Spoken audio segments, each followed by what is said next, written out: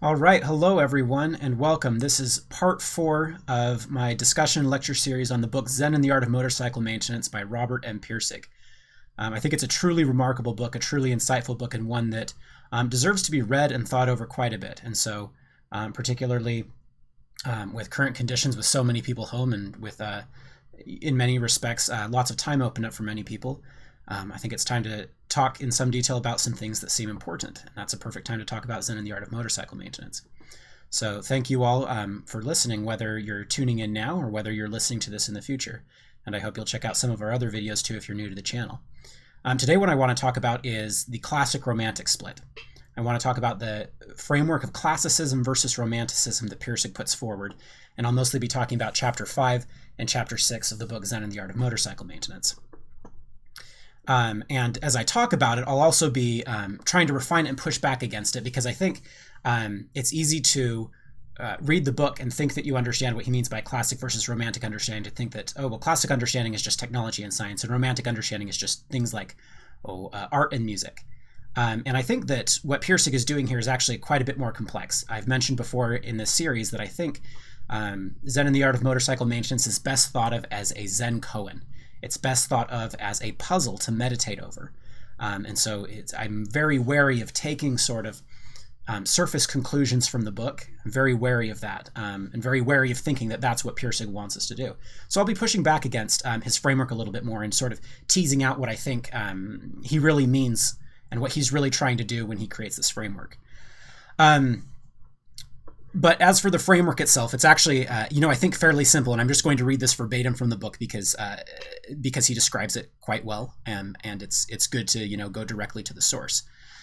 So this is in near the beginning of chapter 5, and he says to do this in order to discuss technology, what he's going to do. Well, he says to do this to discuss technology, first of all, a dichotomy is necessary.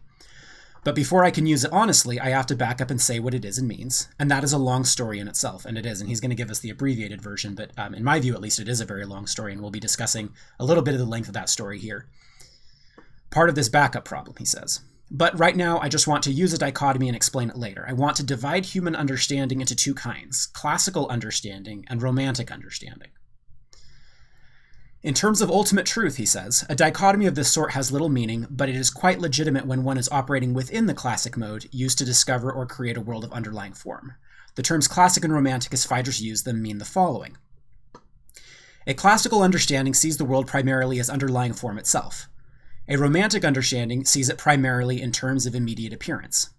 If you were to show an engine or a mechanical drawing or electronic schematic to a romantic, it is unlikely he would see much of interest in it. It has no appeal because the reality he sees is its surface, dull, complex lists of names, lines, and numbers, nothing interesting. But if you were to show the same blueprint or schematic or give the same description to a classical person, he might look at it then and become fascinated by it, because he sees within the lines and symbols a tremendous richness of underlying form. The romantic mode is primarily inspirational, imaginative, creative, intuitive. Feelings rather than facts predominate.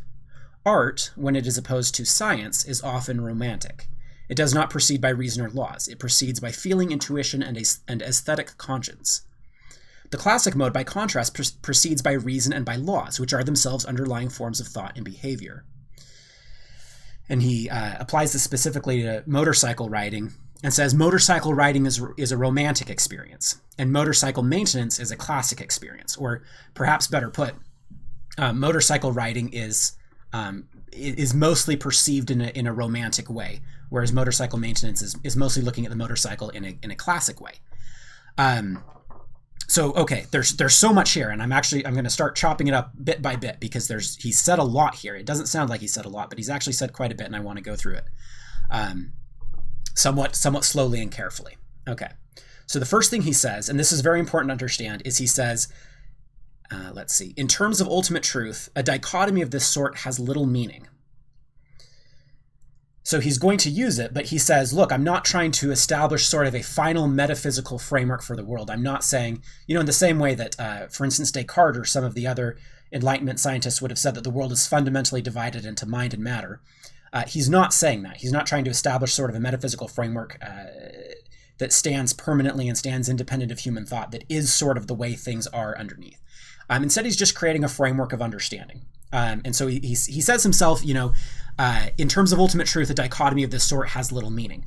And so I think that sometimes people read this book and they come out of it and they think, oh, the major contribution that Pirsig is making here is he's telling us about the terms classic and romantic. And I don't think that this is correct. And I think that, even a moderate sort of textual analysis of the book will yield the conclusion that this is not correct. What Pirsig is really trying to do here is not tell us about the classic world and not tell us about the romantic world. What he's primarily trying to do is he's trying to provide a platform to unite these two worlds. He's trying to find out what they have in common. And so I think if you come out of this book and you think, oh, I've learned about the classic mode of understanding and I've learned about the romantic mode of understanding, I think you've fundamentally failed to grasp what Pirsig is really getting at here. He's using these as divisions. He's using these as useful, sort of a useful framework or useful divisions in order to elucidate his real thesis, which is about quality. And I think, part of the evidence of this is, I think, and this is, I'm not 100% confident about this, but it is what I believe, is that his view, the author's view, changes over the course of the book. His view of what classical understanding is and what romantic understanding is changes over the course of the book. So that's an important caveat to put out right at the beginning, that this is not the main thesis of the book. It's sort of a useful tool in order to get us to think about quality. At least that's the way that I understand it. Okay, so a classical understanding, he says, sees the world as underlying form, and a romantic understanding sees the world in terms of its surface appearances. So this is also very important because he doesn't think, as far as I can tell, that some things are romantic and some things are classical. So this isn't a division by subject matter. It's not that art and music are inherently romantic and that, science and technology are inherently classical. Instead, what he would say is that these are two different perspectives or frameworks that you can apply to the same sort of thing. And I'll give an example of that, right? So if you go to a piano concert, what you're going to do is you're going to have a pretty romantic experience under Pirsig's framework. It's going to be a very romantic experience. He's going to say that it is, let me find the quote again. He's going to say, it's going to be an art, not a science. You don't think of going to a piano concert as sort of a scientific experience. You think of it as an artistic experience, as an aesthetic experience. Your feelings, your intuitions, and your aesthetic consciousness are going to be what's guiding you through that experience. It's what you're going to be using in order to perceive, sort of the quality or the value or whether or not that piano performance is any good. At the same time, and I'm an amateur piano player. I took about 10 years of lessons, and I've played for, I guess, almost 20 years now. Piano playing can also be an incredibly classic experience. And if any of you have ever played a musical instrument, you'll know that although a performance is a very aesthetic experience in many respects, practicing is a very classic experience in many respects. It does, that experience of practicing, that experience of playing the piano, has a very, very, very strong classic component, who has a very strong component that is all about the underlying form. It's all about underlying behaviors. It's all about reason and laws. It's all about those underlying structures, right? And so when you listen to a piano performance or any musical performance, you're perceiving it in sort of this romantic aesthetic way, right? But there's all kinds of classic functionality going on underneath the surface. All kinds of classic stuff going on underneath the surface. And the same thing can be true, by the way, in terms of science and technology. Although they might seem to be very classic sort of phenomena, they have a very strong romantic component too. It's all in how you approach it. So, for example, right now, you're watching me on some kind of mobile device or some kind of computer. And that's an instance of technology, and you're actually treating it in a very sort of surface level way. And, frankly, so am I, right? You're interacting with the keyboard and the screen, and there is sort of a little bit of a classic dimension to it, but there's all kinds of complexity going on underneath the surface that you're not keying into at all, right? I mean, you don't know how your computer works, right? You know how it works in sort of this very basic surface level way that when, you type the H, J, and K keys, that you get the letters H, J, and K, right? And when you click here, that happens. But, in terms of the logic gates, in terms of the machine language or the assembly language, in terms of the underlying structure of the machine, you probably understand very little. Obviously I'm not insulting you. It's just a fact that, almost nobody has a very good grasp of how computers work in any kind of detailed and complex way. And so you have something that is, apparently it's science, it's technology, it should be classical, right? These computers should be totally classical phenomena. But the truth is that actually most of us approach them in this very kind of romantic way, and it can be very frustrating if your computer stops working, if you don't have a very good understanding of the underlying classical structure, because you have no idea what to do with it. You have no idea of how to make it work. You have no idea of how to sort of elicit the phenomena that you're trying to elicit from that underlying structure, because you don't understand the underlying structure. And so I hope it's really clear here that I don't think Pirsig is saying, computers are classical and piano playing is romantic. Instead, piano playing is a thing that you can approach from the romantic perspective. You can sort of grapple with it from the perspective of romantic understanding, or you can grapple from it with the classic perspective. You can look at it in terms of its underlying form and structure. So it's not that there are two different sorts of things in the world. There's classic things and romantic things. Instead, it's that there's lots of things in the world, an indeterminate number perhaps, and we can approach them in sort of two broad ways. And one is in terms of their immediate appearance, their sort of aesthetic qualities and your aesthetic perception of them. And the other way is in terms of underlying form, in terms of underlying structure, in terms of logic and parts and organization. So, and I think that's really important, and there's probably dozens of examples I could give of this. One that came to mind as I was thinking about this is Jackson Pollock's paintings or John Cage's music. So if you don't know what either of those are, you probably actually might be familiar with them. So Jackson Pollock is a painter who, if you go Google his paintings right now, you'll see that they're just a bunch of paint splotches thrown onto a canvas. And actually, I visited Washington, D.C. a few years ago and saw some of his original paintings. It must have been the Smithsonian Museums. And so what you have here is you just have a bunch of paint splotches thrown against a canvas, right? And so here's a good question, is that classic or is that romantic? And the answer is it's kind of hard to tell because, for most of us, for most ordinary people who don't sort of understand art theory, you look at those splotches on the canvas and you think, what on earth is Jackson Pollock doing here? How on earth does this qualify as art? This isn't beautiful. This isn't art. This isn't anything like that. Now, if you understand sort of the underlying classical structure of art criticism, though, you'll see that Jackson Pollock, even though he has immense technical skill, and even though he could have painted, like a more conventional painter, instead he chose to paint in sort of this, very strange, very, in some ways romantically ugly sort of way. And so these paintings are actually very classically beautiful if you understand sort of the underlying structures of art criticism that make his works genius. And, many art critics will say his works are genius. I'm going to personally reserve judgment on that because I don't get that much out of them. But I can see that from an art critic's perspective, who's looking at the whole history of the art and seeing these patterns across time of what artists do, that Jackson Pollock's paintings, are classically excellent, even if sort of the romantic surface appeal is virtually nil. Nobody looks at a Jackson Pollock painting and thinks that it's, particularly beautiful in the same way that they think like a painting of a mountain landscape is beautiful. So is it classic or is it romantic? Well, it's hard to tell. You can approach it either way, right? And this is actually true for, all of the arts. In all of the arts and on all of the humanities, there is a split between classic and romantic understanding. So, for example, when I did my Master's of English, there was sort of a split in the program between the students who were MA students, Master of Arts in English, and MFA students, Master of Fine Arts in English. And what the Master of Fine Arts of English students do is they write poetry and they write essays and they write fiction. So they actually produce, works of literature. And the Master of Arts in English students do not produce works of literature. That's not their job. That's not what they focus on. Instead, what they focus on doing is analyzing and understanding existing works of literature.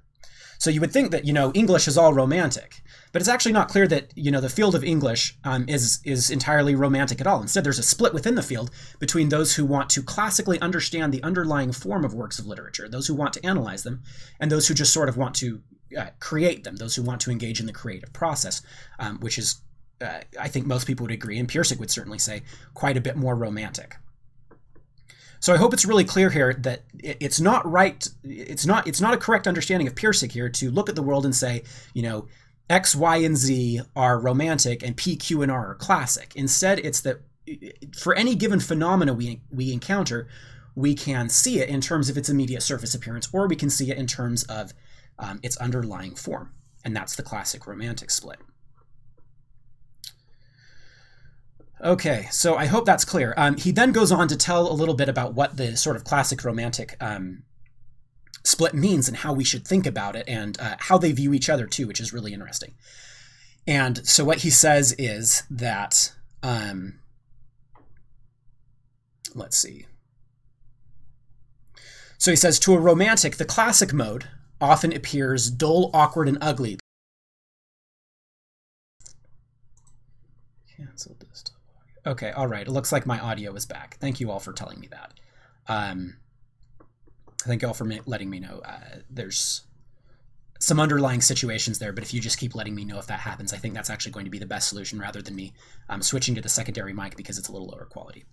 Okay, so I'm going to, it sounds like probably the audio went out right as soon as I started talking about how these modes appear to each other. So I'll go back and read that quote, and hopefully that's the right place.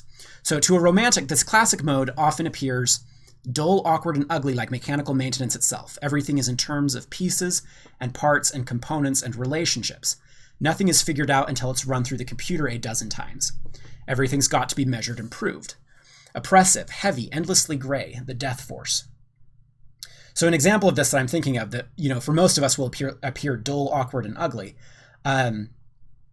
is the plumbing system. So if you live in any kind of developed country, there's an immense plumbing system that carries fresh water to your house, and carries wastewater away from your house, and then treats that wastewater. And when before the fresh water comes into your house, it's also treated. It comes from perhaps reservoirs or rivers, depending on where you live, or some other source. And so what you have is you have this immense and complex underlying structure, right? And you and I actually don't really want to think about that plumbing structure. Very few of us wake up in the morning thinking, oh, the plumbing system is so cool. I should, that looks so interesting. Instead, what we're perfectly happy to do is we're perfectly happy to turn the faucet on and get our clean water, and we're perfectly happy to flush the toilet and get rid of our dirty water. So what we have here is that if somebody actually looks at that underlying form, most of us don't want to look at that underlying form because to us it appears dull, awkward, and ugly. And many mechanical functions will look like this to many people. Now, it's worth noting that, to a very classically minded person, that underlying form, the underlying structure and form of the plumbing system might actually have its own kind of classical aesthetic, right? He says that, classicism does have its own kind of aesthetic. The classic style is straightforward, unadorned, unemotional, economical, and carefully proportioned. Aesthetically restrained, and everything is under control. So I'm not saying that you can't value the plumbing system, obviously, but most of us look at the plumbing system and we think, I don't want to think about all of that stuff. That's just a bunch of, it's oppressive, heavy, and endlessly gray. It's just the death force. I don't want to think about that. Instead, I just want to turn the faucet on and flush the toilet away. And that's enough for me. All I want is that romantic understanding. And notice that this is what John Sutherland, that's his approach to motorcycles. He doesn't want to know about the underlying form of the motorcycle. He doesn't want to know about points and plugs and engines and things like that. Instead, he just wants to be able to, twist the throttle on the handlebar and go down the road. That's it. Right? Whereas Pirsig actually is quite interested in the underlying form and actually does want to understand it. And actually finds quite a bit of quality there. So for a romantic person, that underlying form, I think most people would agree, it can look oppressive, heavy, endlessly gray, and it looks like a death force. Pirsig goes on to say, well, that's what the classic mode looks like to a romantic person, but the romantic mode of understanding has its own appearances to somebody who's classically minded. Right? Within the classic mode, however, the romantic has some appearances of his own. Frivolous, irrational, erratic, untrustworthy, interested primarily in pleasure seeking, shallow, of no substance, often a parasite who cannot or will not carry his own weight, a real drag on society. By now, these battle lines should sound a little familiar. So this is how, this is how a romantic is going to look at the classic understanding how a classic is going to look at the romantic understanding is he's going to say, look, to take the plumbing example, you're a parasite. You don't understand how the plumbing system works. You couldn't build this thing. You couldn't maintain this thing. You don't understand a thing about it. You're just the one who benefits from it without contributing to it in any way. And that's a criticism that can be made and that, many people do make. And so, for instance, there are people who have this sort of feeling about artists, right? Or, for instance, YouTube creators even, that, artists or YouTube creators or content creators or other, similar sorts of people, they don't really produce anything of value to society, right? They just write some music or, play some music. But what really moves us forward, what really moves our civilization forward is getting people to Mars. right? And so they'll see, artists potentially as a drain on society, whereas, theoretically, the scientists and the engineers, perhaps, under this view, are those who are really contributing to life for people. They're really making life better for people. They're really contributing to the advancement of civilization. They're really contributing to human happiness.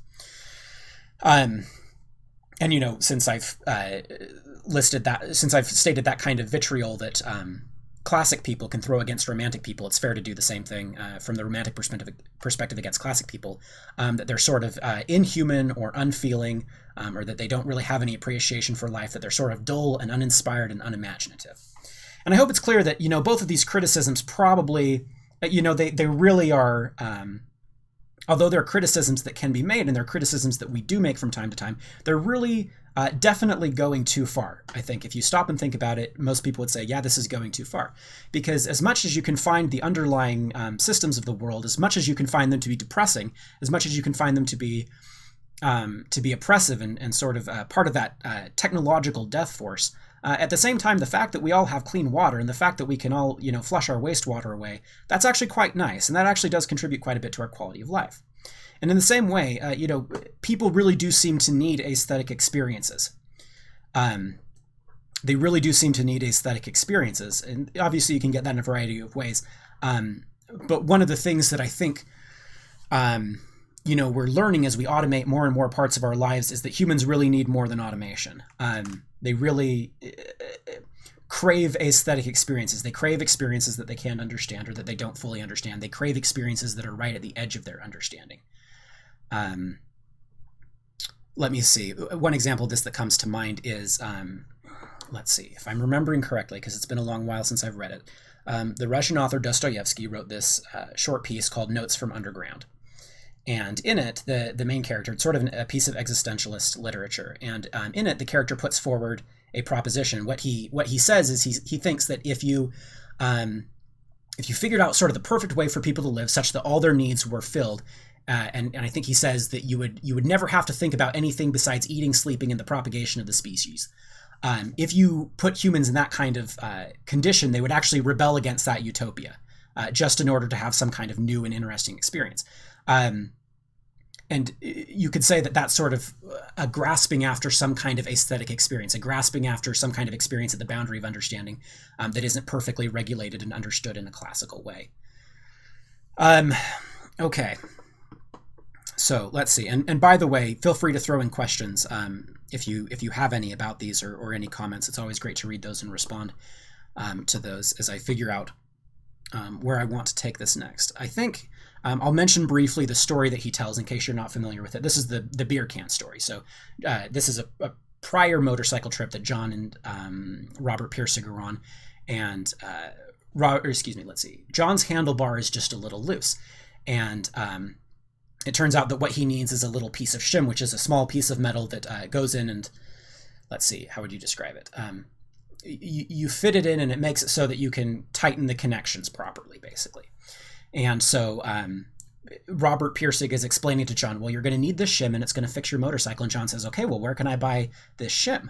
And Robert Pirsig is quite excited because he thinks that John is finally getting interested in the underlying form. He's finally getting interested in this classical perspective on motorcycles.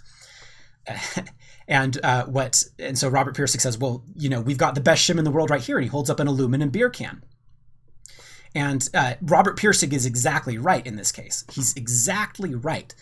Because the aluminum from the beer can, even though the aluminum from the beer can isn't going to rust, it's sticky because it has a relatively low melting point, if I remember correctly. I mean, I know it has a relatively low melting point, but I believe that's why it's sticky. And so it's actually, this old piece of beer can would be the perfect piece of mechanical equipment to fix the motorcycle. But for John can't handle that. It just freezes him completely out. And he doesn't want to use it. And the reason why is because he's seeing this old beer can, and he doesn't want to replace this brand new BMW motorcycle with an old beer can. And so the reason why the author tells this story is because it illustrates the split between romantic and perspective. You're looking at the same object. You're looking at the beer can.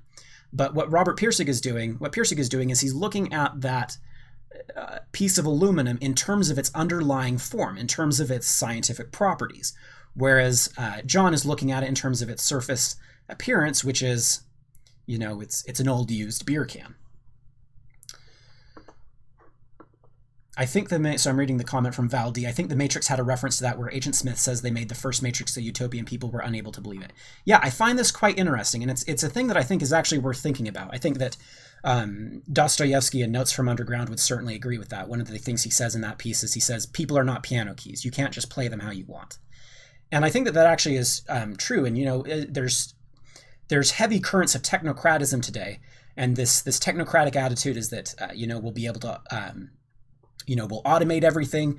By the time you're 16, we'll be able to predict what your job will be eventually.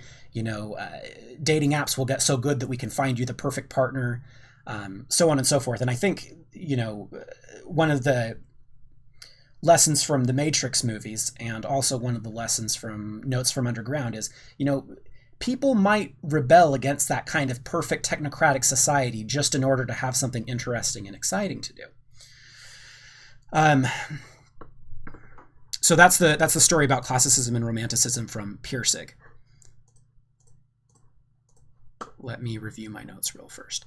If you want some more examples of this, so if you use romantic understanding on candy, for example, and you really just want to look at classicism and romanticism as pairs of glasses that you can put on to look at the world.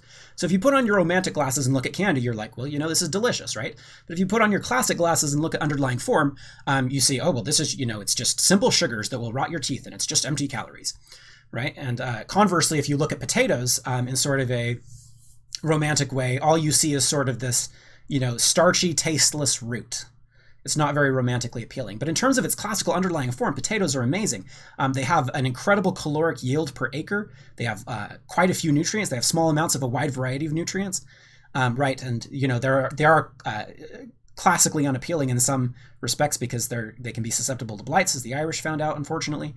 But a romantic, if you put on your romantic glasses, potatoes are not much to look at. But if you put on your classic glasses, then potatoes are actually quite amazing.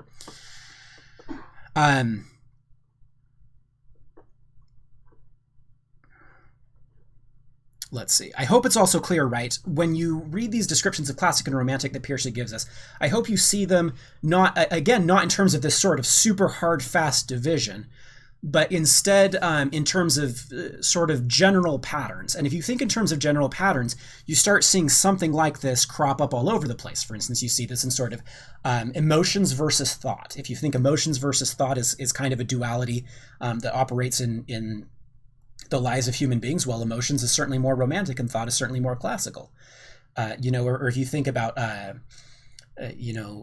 logic versus feeling or things like that, right? Or science versus technology, science versus the humanities, right? And this is a split that happens in universities, right?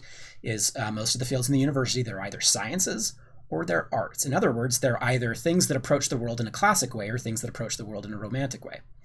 And, as I've commented already, it's not a perfect distinction because even in the arts, right, you can have artists who do art in a romantic way, and you can have art critics who evaluate art in sort of this classic analytical way. So it's not a perfect division, but I think it's a useful tool. It's a useful framework, and it will get us to some interesting places. What I want to jump to next, what I want to jump to next is in the next chapter, he gives us sort of an analogy that also helps to illustrate sort of this classic and romantic perspective. And it illustrates it in a very interesting way. And I particularly, as I've reread the book recently, I found this analogy to be quite interesting because of the way it concords with some interesting research and ideas in psychology. And so I think that Pirsig is actually, in this case, was 50 years ahead of his time. He was just dead on. He was dead on. So here's the quote that he says. He's going to give this is the analogy of the sand sorter. And so he says, all the time we are aware of millions of things around us. These changing shapes, these burning hills, the sound of the engine, the feel of the throttle, each rock and weed and fence post and piece of debris beside the road. We take a handful of sand from the endless landscape of awareness around us and call that handful of sand the world. Once we have the handful of sand, the world of which we are conscious, a process of discrimination goes to work on it. And this is the analytic knife. So if you want to understand the classic and romantic perspective, you need to understand the analytic knife, and that's what I'm going to be going into as I talk about this sand analogy. So the analogy of sand is this, is that you have an individual inside of an infinite landscape of sand, and this is you. And the infinite landscape of sand are all the objects around you. Now, it's important to understand you cannot possibly be consciously aware of all of the things around you. Instead, what happens is your consciousness takes a handful of sand from that world and examines it. right? There was this is kind of an older idea in child psychology, but the buzzing, blooming confusion. The idea is that when a small child is born, to them, the world is just this massive sense data that floods in, and they can't understand it or interpret it properly. And the reason why is because they don't have sort of the analytic classical frameworks to understand things. So, for example, here's a way of thinking about it, right?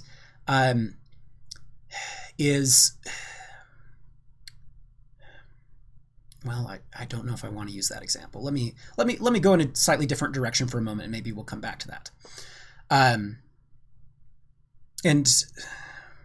Well, no, let's go ahead and do it. All right. So, for instance, if you look at a chair, right? If you look at a chair, you could ask, is that chair one thing or is that chair many things? And the answer is, well, it's kind of both. It's one thing because it's a chair, but it's also many things because it's, perhaps many pieces of wood that have been, glued and fastened together, assuming it's a wooden chair, right? Another thing you could ask is, well, the chair and the table, are they one thing or are they many things? And the answer is, well, that's not absolutely clear either.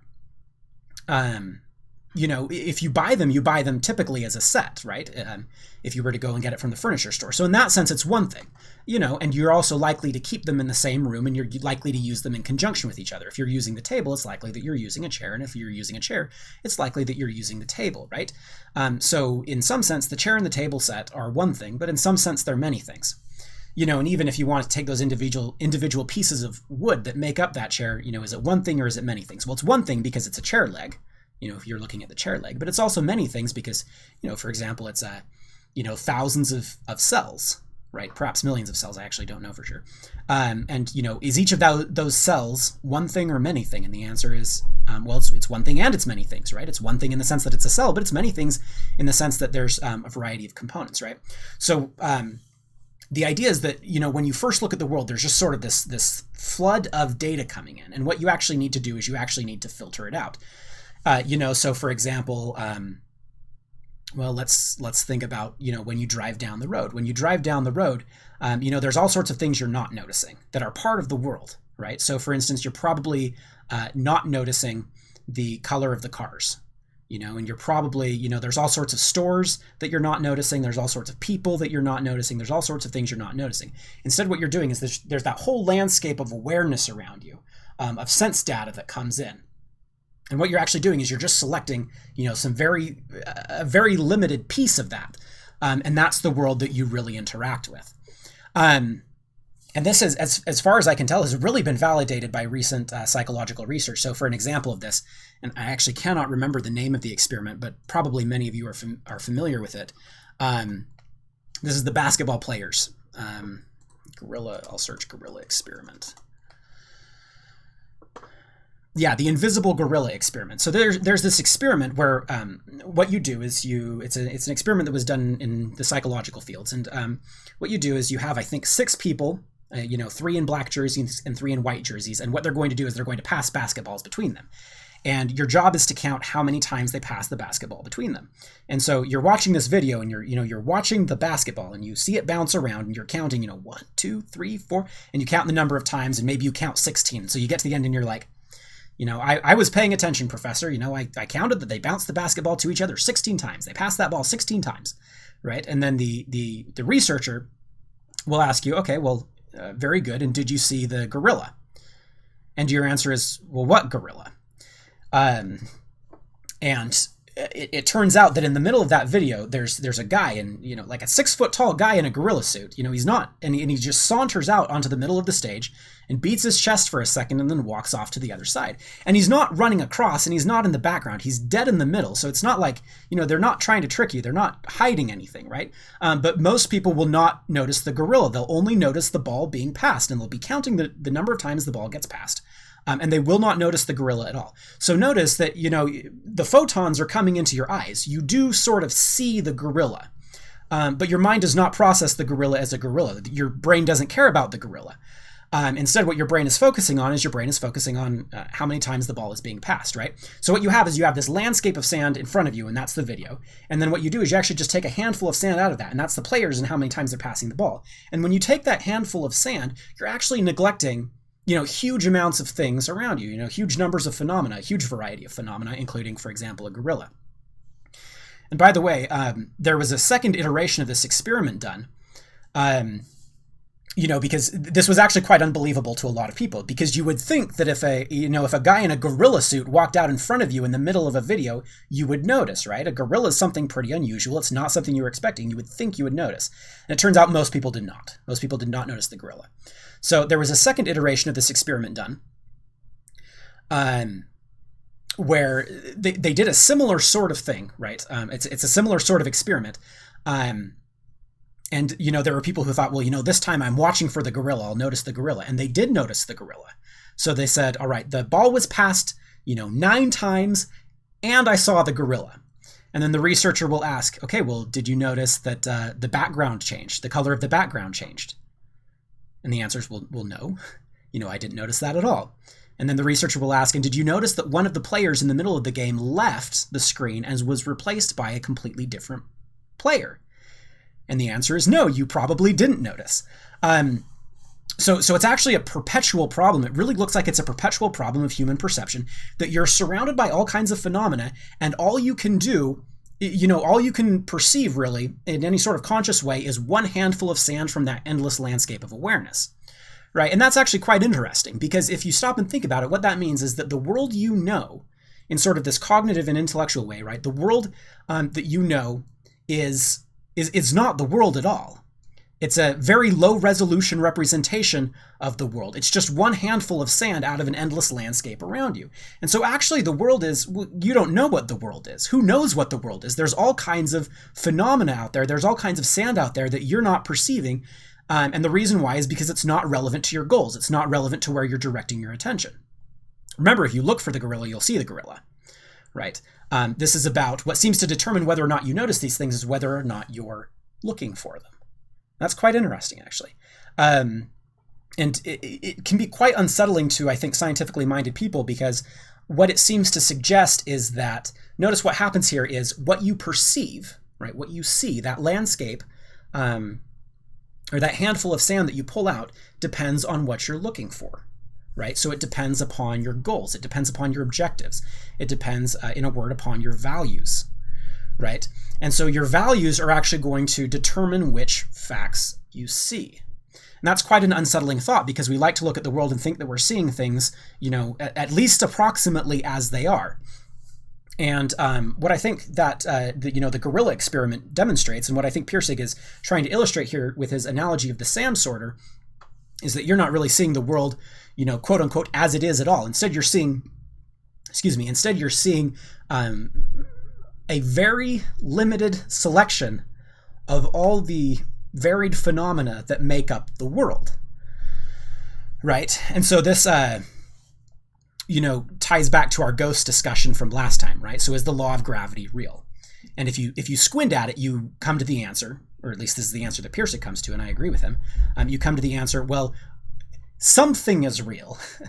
There's something there that we're calling gravity, but who knows how much it really is like gravity, right? So again, the sand sorter thesis, or the gorilla experiment, isn't necessarily to say, oh, there's no world external to you. There's no, quote unquote objective reality. It's just all in your mind. That's not what it's about at all. Instead, what it is it's saying that your mind is playing a pretty big role here, right? So it's not like there isn't a landscape of sand around you. There is a landscape of sand, right?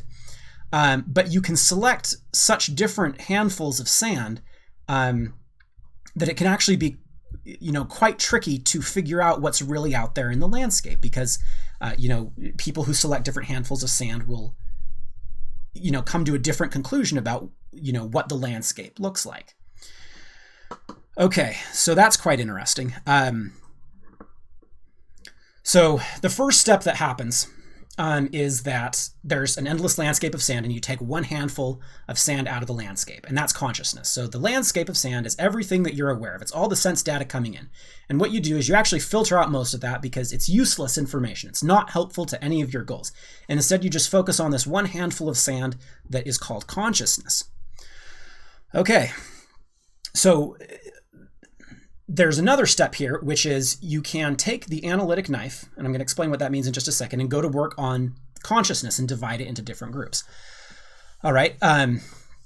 So what this analytic knife is, and by the way, it's worth talking about analysis, right? So, and by the way, you know, analysis is kind of a hot skill these days, right? Well, we need to analyze things, you know. You'll hear that all the time. We need to, you know, run a rigorous analysis, right? So I thought I might tell you about the etymology of the word analysis because it's quite illustrative of what analysis is, and you need to understand what analysis is in order to understand what Pirsig is saying here. So analysis, let's see, comes from the Greek word analysis, actually, so it is just a Greek word, and it means literally a breaking up, a loosening, or a releasing. And it goes back to a Proto-Indo-European root that means to loosen, to divide, or to cut apart. Right? So when you think of analysis, what you want to think of is cutting something into pieces, right? Dividing it. Okay. Now this is really interesting because the analytic knife, right? The knife of analysis, this intellectual knife of analysis that divides the world, has an intimate relationship with classical understanding, right? So what romantic understanding does is it sort of just takes that handful of sand from the world and it looks at the handful of sand and contemplates it. It contemplates unsorted sand as sort of a unified, undivided whole, right? What classical understanding does is it takes that handful of sand and it starts sorting it. It uses the analytic knife to cut and divide and make different groups and make structures out of that. So as an example of that, you know, so what would you do? You know, how would you divide that handful of sand? Well, you could divide it in quite a few different ways. So for instance, the first thing you might say is, well, these are all individual grains of sand. So we could separate them all. You know, perhaps you have 10,000 grains of sand in your hand. You could divide it into 10,000 little piles, each with a single grain of sand. That's one way of dividing it. Another way of dividing it is you could, you know, you could sort it by the color of the sand, by the color of each grain. You could sort it by the size of grain. You could make a group for a certain size of grain and a group for another certain size of grain and a group for another certain size of grain. You know, you could also sort it by the mineral content of the grain. You could also sort it by at what point you picked up the grain, right? So you could say at what point in time you picked up the grain, I mean, so that you could say, well, you know, I picked up this group of sand first. And so even though, you know, some grains of sand are red and some grains of sand are black and some grains of sand are white, I'm just going to put them all in a pile. And then an hour later, I picked out this other chunk of sand. I'm going to, you know, say, okay, that's another pile of sand. And then an hour later, I picked out another handful of sand, and that's a different pile. So what you have with the classical understanding, the thing that perhaps you could even say, well, Pirsig would say this, creates classical understanding, is this analytical knife that looks at the handful of sand, it looks at the world of consciousness, and starts dividing it into pieces, right? And this is what you do with the chair and the table, for example, is, you know, you buy a chair and table set from the store, perhaps, and then you take it home and you're like, okay, well, let's make a division. The table is the thing we put food on, and the chair is the thing we sit on. We don't sit on the table and put food onto the chair, right? So what we've done is we've made a division. We've used the analytic knife to cut the object, to cut that one object, right? Because you bought it in one piece from the store, to cut that object apart into different parts, right? And these different parts are different because perhaps they're made of different things or they have different uses, and so on and so forth, right? And you can even, you know, if you have a chair, for example, and the chair leg breaks, it becomes useful to take out that analytic knife and cut it and say, all right, the leg is broken, but I can replace the leg. I don't have to replace the whole chair. I can just replace the chair leg. And then I've got a chair again, right? So you divide the chair and you say, okay, the whole chair isn't broken. It's only one piece of it that's broken. And when I fix that piece of it that's broken, the whole chair will be fine, right? Or you could do the same thing. If you break one chair, you don't throw out the table and all the other chairs too, right? Because it's not all one thing in that sense, right? Instead, you draw a line of division, you take out that analytic knife and you cut. And you say, this chair is broken, but the rest of everything is still working fine. And so instead of throwing everything out, I'm just going to throw the broken chair out and replace it, right? Or fix it, whichever, you know, seems to be most convenient to you at the time, right? It's actually quite interesting to look at this. I've been recycling old electronics recently, and so I took apart the laptop I had in high school, and my laptop in high school had 1.5 gigabytes of RAM. And if you don't know much about computers, then 1.5 gigabytes of RAM, you know, let's see, it would have been 10 years ago when I was in high school. That was actually quite a bit of RAM. 1.5 gigabytes of RAM was not bad. Now 1.5 gigabytes of RAM isn't even enough to float your operating system. It's nothing. And so it was kind of funny. I took out that RAM because I was recycling the computer, right? And I was recycling the laptop, and I took out that RAM, and I thought, it's so strange, right? You know, I could try to put that in a new laptop, but it actually would be useless because 1.5 gigabytes of RAM, you know, just doesn't cut it anymore. It's not even very helpful. Right. Okay. Sorry. This illustration is not particularly clear. So, it's not particularly clear what I mean by this. I guess what I'm saying here is that if one piece of your computer, sorry, I've probably misspoken here. Here's a better example, right? Is if one piece of your computer breaks, it's very likely that you won't divide the computer and say, oh, well, the processor's gone bad or the motherboard's gone bad, but I'll just buy a new motherboard. Instead, what you'll end up saying is probably you'll just replace the whole computer, right? Although you certainly can take the other tack. For instance, I had a laptop where one of the fans went out. And so I just replaced the fan instead of replacing the whole laptop, right? And so what I did was I used my analytic knife and I said, it's not the whole laptop that's broken. It's just one piece of the laptop that's broken. And if I fix that piece of the laptop, then I've still got a laptop, which was, in my case, definitely the best decision so that I didn't have to buy an entirely new laptop, right? So as you see that analytic knife working, works on the objects of the world and divides them. And it's that division that helps us, fundamentally understand the world. So you need to see all three sort of phases operating, right? There's the world of sand, there's the landscape of sand around you, that endless landscape of awareness. There's a handful of sand, and contemplating that unsorted handful of sand, that's romantic consciousness. Oh, excuse me. It doesn't cut up the world into pieces, it doesn't analyze it, instead it just looks at it as an undivided, undifferentiated whole. What the classical understanding does is it takes a knife and it cuts apart things and organizes them into structures and hierarchies. And it says, this thing that looks like one thing is actually multiple different things, and they have and these are all the little things that it's made of, and here's the way they relate to each other. And that's what the classical understanding does. So what okay, there's the analogy, and I hope that it's at least reasonably clear. There's a few very important points that need to be brought out here, important aspects of this analogy as it's been presented. One is that you may notice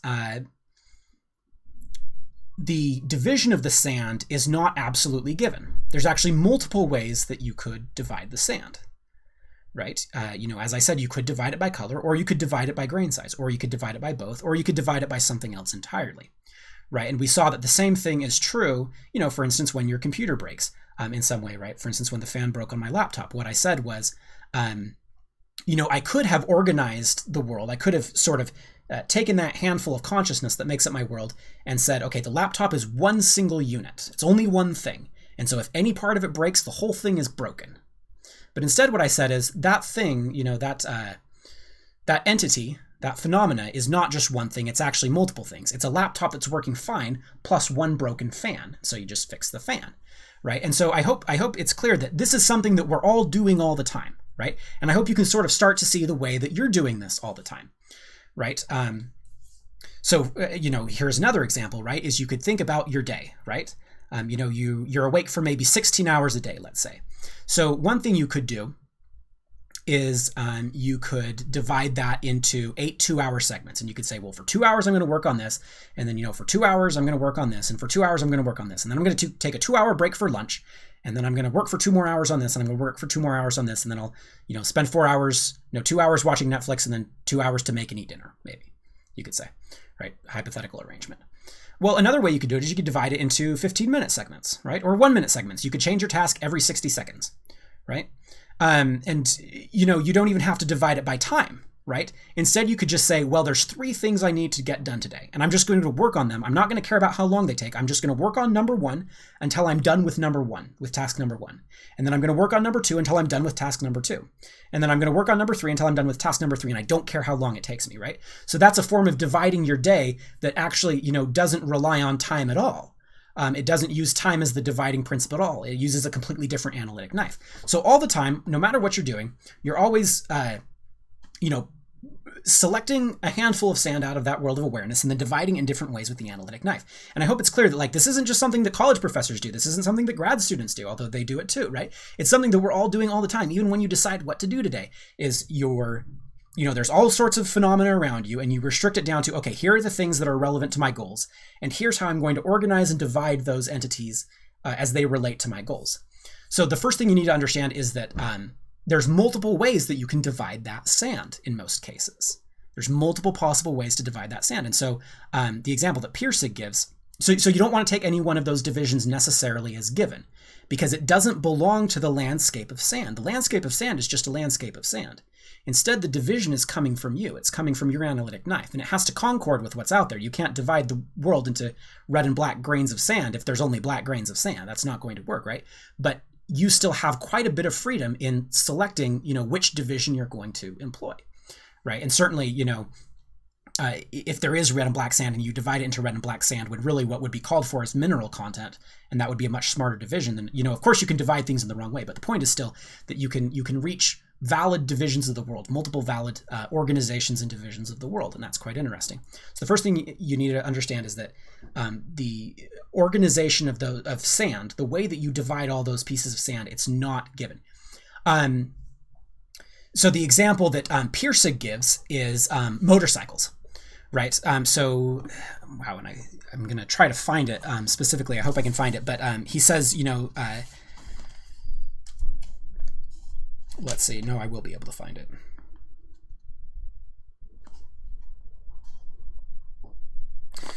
So, okay, so the fourth, this is at the ending of chapter 5. The fourth thing that you need to know is that there is a knife moving here, a very deadly one, an intellectual scalpel so swift and so sharp you sometimes don't see it moving. You get the illusion that all the parts are just there and are being named as they exist.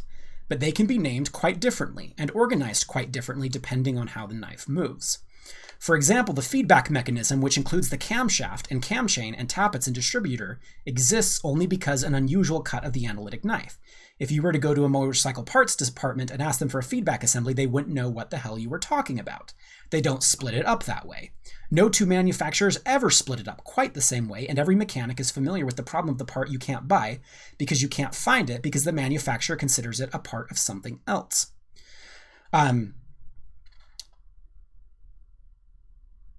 And by the way, this answers the question, which is a great question in the chat by Manicanton. Why not follow Occam's Razor? Simpler is better and feels right. So I think, the first thing I would say is that Pirsig would fundamentally agree with you. And actually later in the book, when he talks about Henri Poincaré, he basically says that. He says, simplicity is one of the important things that should guide us as we choose which division of the knife we're going to use and how we're going to use the analytic knife. At the same time, there's another very important principle operating here because it's not just simplicity. Because two different arrangements can be more simple, respectively, for different purposes. Right? I'm gonna. So here's an example, right? Let's go ahead and take the example. Let's suppose that you have a computer, and let's suppose that the motherboard goes bad, right? And so the motherboard is only one component of the computer. Now, it's a very important component of the computer.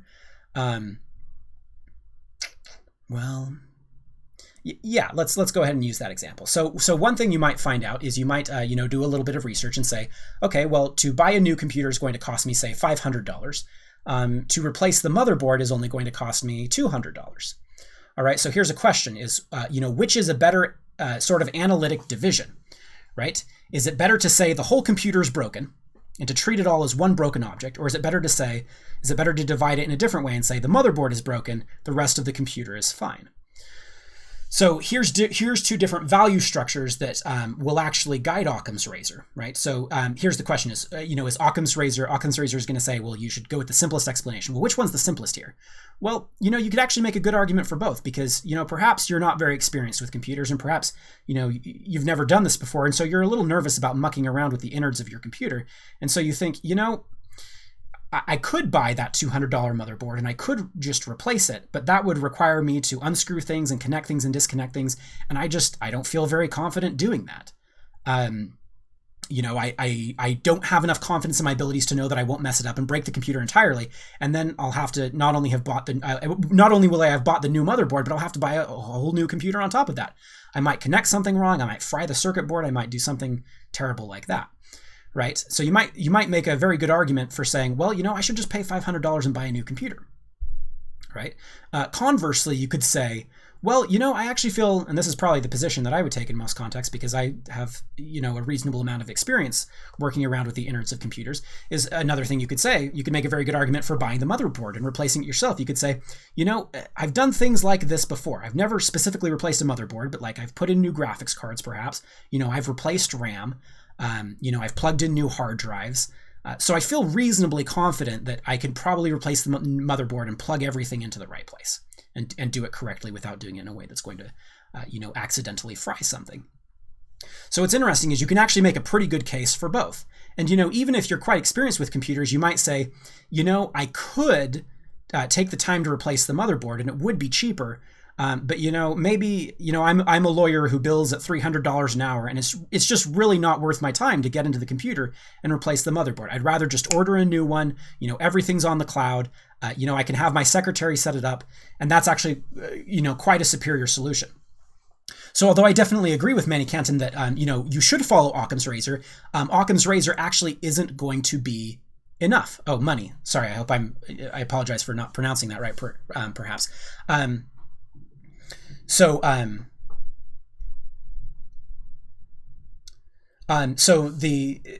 you can even if you use Occam's Razor isn't actually enough, because you can come up with different arrangements that are equally good for different purposes, right? And so then to figure out whether you should replace the motherboard or replace the whole computer, you sort of need to scale up your analysis and realize that you're not just talking about a computer, you're also talking about you and how much time or how much money your time is worth, how valuable your time is. And you're also talking about your level of comfort and your level of expertise with electronics. And, perhaps you're also talking about the availability of parts. Maybe they don't make that kind of motherboard anymore, and you have to replace the whole machine. And so Occam's Razor is a valuable tool, but Occam's Razor by itself doesn't seem to be sufficient. Instead, what's necessary is to sort of increase your level of analysis. It's important to look not just at the machine and instead look at its relationship with all these, and to see what the best way, because you want a form of analysis, you want sort of a classical structure that doesn't just fix the machine, but that also harmonizes with all the other parts of your life. And for example, if you have if your computer breaks and you don't have enough money to replace it, well, it's very clear what the solution is. You buy a new computer, but you can't because you don't have enough money. So it's not a solution. It's a solution, but it's not a solution that harmonizes with the rest of your life, right? And if you sort of bump up the level of analysis and you include yourself and not just the machine in your analysis, then you'll see that, and hopefully you'll come to some kind of good solution. Okay. So that's one very important thing to note, right? Is that your selection of how to use that analytic knife is not entirely mandated by the nature of the sand, right? Now it's restricted by the nature of the sand. That's very clear, right? But there's multiple ways to cut up that sand. There's multiple ways to organize it. And you could always just grab a different handful of sand as well, a handful of sand that better suits your needs. For example, maybe you realize, maybe you eventually come to the realization, what, I was just using my laptop for, say, Netflix and gaming, and it's really, had an adverse effect on my social life, and I haven't been as productive in my job either, and it's just a gaming laptop. I'm not trying to bag on gaming, obviously, but it's just a gaming and entertainment laptop. It's really not necessary for my job. So you know what? I'm just not going to replace this laptop at all. I'm not going to replace the motherboard, and I'm not going to replace the laptop. Right, so you actually can cut up things in quite a few different ways, right? And you can even grab a different handful of sand from the environment. So that's one very important thing to understand. Another very important thing to understand is that, remember, the sand sorter, there's an individual in the middle of this landscape who's sorting sand, right? And so you're actually part of this picture, right? And what your choice of what to do, the way that you should use the analytic knife to cut up and understand the world, that division is actually largely dependent upon you. And we already saw that, for instance, with the computer example, right? If you don't have the money to replace your computer, you're going to need to find some kind of solution that accommodates that fact about yourself. And if you're very comfortable, if you're not very comfortable going into the innards of your machine and fixing things, then you're going to need to find a solution that accommodates those facts about yourself. Money Canton, and I hope I'm pronouncing that correctly now, is asking some really good questions. And these are all the questions that Pirsig is going to get at, right? Because as soon as you notice that there's different ways you can use the analytic knife, there's different divisions of the world, the next question is, well, which one do I use? And that's exactly the kind of question that Pirsig wants to answer. Pirsig is going to try to answer the question, what guides our selection? What guides our selection of how to use that analytic knife? And in fact, what guides our selection of which handful of sand to pull out of the landscape of awareness? Let's see, there's another very, very important thing that we need to pick up on here. Excuse me.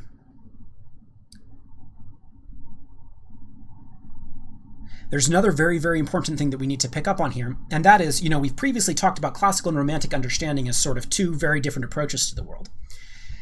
And what you may notice in this sort of sand sorting analogy, and this harmonizes very closely with what Pirsig later says about the classic romantic split when he talks about the train analogy, is that one way of looking at this classic romantic split is to see them as different time aspects of the same process, right? Because when you grab a handful of sand out of the world of awareness, right, there's already sort of a division there, right? It's a very rough, sort of crude, imprecise division, but there's already division there, right? What you're already seeing, what you're already doing is you're saying there's a landscape of sand out of there that I'm going to just totally ignore. And then there's a handful of sand that I am going to pay attention to, right? So there's already a division there. There's already, in some sense, an analytic knife operating there. The difference is that it's not a conscious analytical knife, right? Instead, it's all done pre-intellectually, right? So you never look at all the things you don't notice. In the gorilla experiment, you never look at the gorilla and say, there is a gorilla there. I will now not pay attention to it, right? Instead, that's all done pre-intellectually. It's all done at some lower level of computation and intelligence than sort of what we would call the intellectual part of you or the rational part of you, right? Let's see, we're running a little late on time. This concords really well with something that Jonathan Haidt has said. So Jonathan Haidt is a well-known psychologist these days, and very good credentials, very good academic credentials, but also has written some books that are very accessible to the layman. The one that I'm thinking of particularly, and I'll link to it in the description, is The Righteous Mind.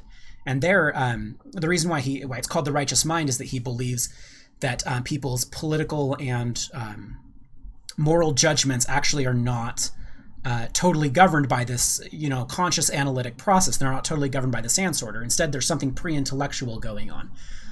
The way he describes it is that,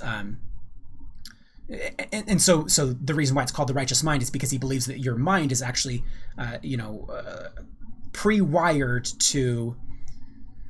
pre-wired to notice things in a value-laden way. It's pre-wired to notice the moral valence of things, right, and to identify them as morally good or bad before it makes rational arguments about why they're good or bad. And so he's making a very similar case to Pirsig or to the gorilla experiment, that there's all sorts of pre-intellectual processes that are going on that are, selecting the handful of sand out of the landscape long before the analytic, rational, logical part of your mind and part of your consciousness goes to work on them and divides them and understands them. So there's another very important thing to understand is that your classical understanding, right, that has divided the sand is actually I shouldn't say a very small piece, but it is only one piece of your total understanding and awareness, right? Because you also have this romantic understanding of what the handful of sand is before it's sorted.